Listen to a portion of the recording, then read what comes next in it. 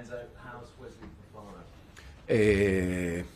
We don't have any update at the moment in terms of happened 2 days ago, so we need to wait a little bit, and hopefully we can get some more news in the next days. But for sure he will be out for the next weeks for sure. And how's Reece James coming on? It's the same situation more or less. He's getting better, but he needs still weeks to come back. In terms of Fofana, how big a hole does that leave you defensively, and will Benoit Badiashile be the most likely replacement in the short term? Depends a little bit the game plan. Benoit could be one of the solutions, but we have also Tosin, we have Axel, we have different players that they can play there. And for sure it's a big loss because he was doing fantastic every game, but we need to accept and we need to find different solutions. We've seen you rotating midweek in Europe and in the League Cup. Will that be the plan again this week? I don't know.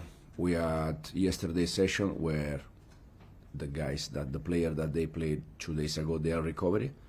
The rest we had session, but now this afternoon we have one more session and then we decide. You said consistently that you're not in the title race. Do you still maintain that? Absolutely, yeah. You're level though on points and goals scored and goals conceded with Arsenal, who are in the title race. So what's the difference? That they have been there in the last 2 years, very close to City, and we were very far to City. You're not doing it to protect your players, take the pressure off? No, I said to be in the title race is nice pressure for me and for the players. It's not that kind of pressure that you don't like. It's that kind of pressure that you like because you are in the title race. But it's not our case, and the reason why I said, because Arsenal in the last 2 years they were very, very, very close to City, Liverpool. They have been there, and we were not there. And as I said, hopefully soon we can be there. Thanks, James. Seb? Hi, Enzo. A word on Southampton. You beat them very comfortably with Leicester last season.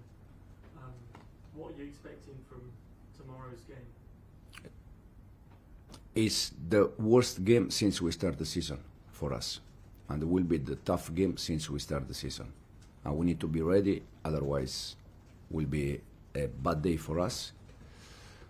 And the reason why is because if you analyze the results, probably they are there, but in terms of performance, they were winning against Liverpool, they lost against City 1-0, they drew the last game against Brighton, and the way they play since last year, because as you said, I was in Championship with Southampton last year. I know them quite well. They are very brave, and it's very clear what they want. They want to keep the ball. We want the same. And yeah, I said it will be, for sure, will be a tough game, and we need to be ready. And just a quick word on Van Nistelrooy. You mentioned that you spoke with him before he joined Leicester. Can you tell us a bit more about your relationship with him and what you said to him in that conversation? No, Rudy is a friend of mine. I already said here before we faced Man United. He called me days ago before he took over there. We had the conversation. I told him that Leicester is a fantastic club, first of all because there are fantastic people, and for sure it's a good club. And then at the end he decided to go, and was our conversation. Thank you. Nizar? Hi Enzo. I wanted to talk about you as a player. When did you start believing you could win trophies when you were a player? Was it kind of being in that Juventus dressing room, or was it sort of the way you grew into Sevilla and then became like a bigger player? When did you believe that you could be a title-winning player?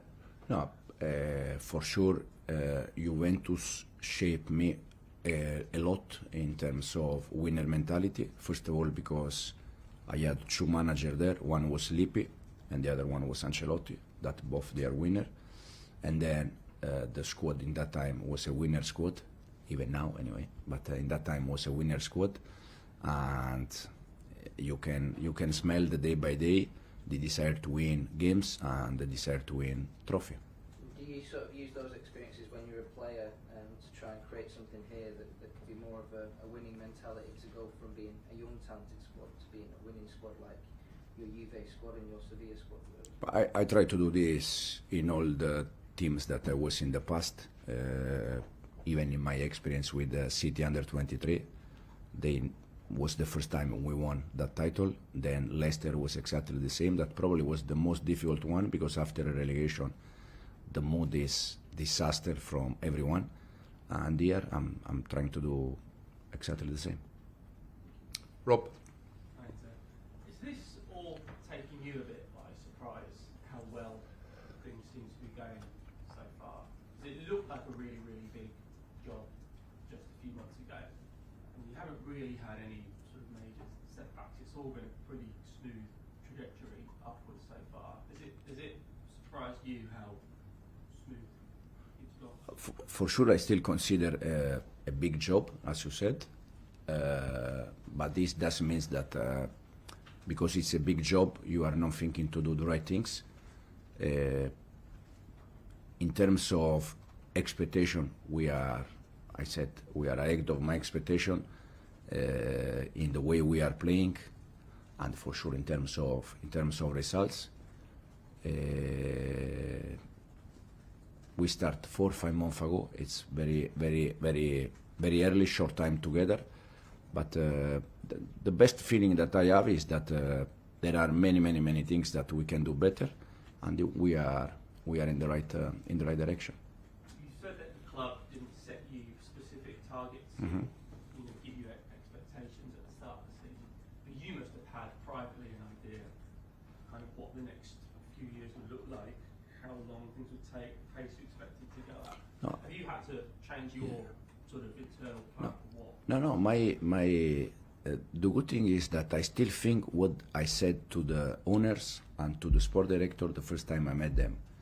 Because of the age and because how good is the squad, for me Chelsea in the next 5-10 years will be one of the team that is going to dominate English football. This is what I said to the club the first time I met them. No matter who will be the manager for the next 5-10 years, because of the age and because of the squad, you can dominate English football. And I still think exactly the same. Now, in terms of target, they didn't ask me any target. The only thing they asked me is to try to build for the next years something important. I think we are in the right direction. And in terms of personal target, I know that from outside you struggle to believe, but I just finished to see how today, this afternoon, the session we can help the players to improve and the team to improve. I'm focused about Southampton for sure, but I'm not focused about end of season, next season, 2 season, because it's not real. Simon? Enzo, when was the last time you spoke to the owners? After the last game, after Aston Villa game. And can you sort of share the nature of the conversation? Are they sort of telling you, oh, good No, job, Enzo, keep No, it's a normal conversation that we used to have after every game.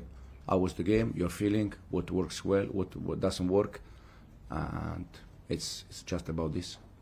Are you getting the impression though that they're very happy with the job? This is a question for them. I hope so. And they show me not happiness, but they show me that they are happy, they are okay. But it's more question for them. And on Leslie Igochukwu, obviously he was sent on loan to Southampton. He's not played very much. Will he be coming back in January? Given he's not played? No idea at the moment. No idea about the loans. No idea about window transfer. We have still, I think, before January, we have still 7 Premier League games. It's too many games to be thinking about that. Okay, thanks. Cameras off.